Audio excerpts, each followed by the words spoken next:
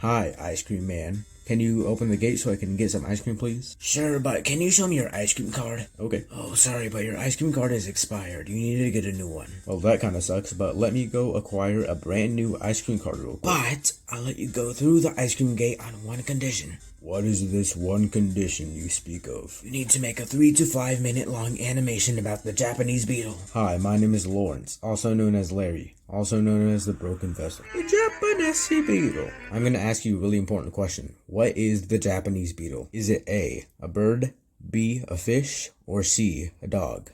Believe it or not, the Japanese beetle is actually a beetle. Apparently, the scientific name for the Japanese beetle is the Popillia japonica, which just so happens to be the thing that I chant 5 times in a row whenever I'm trying to summon the devil. Japanese beetles are what we like to call an invasive species in the business, and invasive species are harmful specimens that invade a certain area and damage the ecosystem in that area. Something that a lot of invasive species have in common is that all of them reproduce unbelievably fast. So the Japanese beetle, for example, starts reproducing sometime under 45 days after spawning into existence, and a single Japanese beetle is capable of laying somewhere between 40 to 60 eggs within the course of 2 weeks. And while a single Japanese beetle being able to lay 60 eggs is a lot of beetles, this really wouldn't matter that much if Japanese beetles had predators that would try to eat them and stuff. But another thing that invasive species have in common is that when they arrive at the ecosystem they're invading, they no longer have any natural predators. So they can just keep reproducing over and over again, and there won't be any animals trying to kill them. So the Japanese beetles just end up eating all of the fruits and plants in the ecosystem, and a lot of the herbivores in the ecosystem start starving to death, and it's kind of a disaster.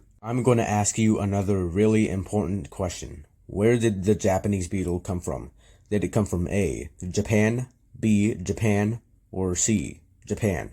Believe it or not, it actually came from England. Just kidding, I lied. It came from Japan. But the Japanese beetle became an invasive species when it arrived in America in the year 1916 when some person brought it to the World's Fair. But little did they know, that was a terrible mistake. Not because the Japanese beetle would become an invasive species and potentially be responsible for the deaths of other bugs and animals that eat plants, but because it's really ugly.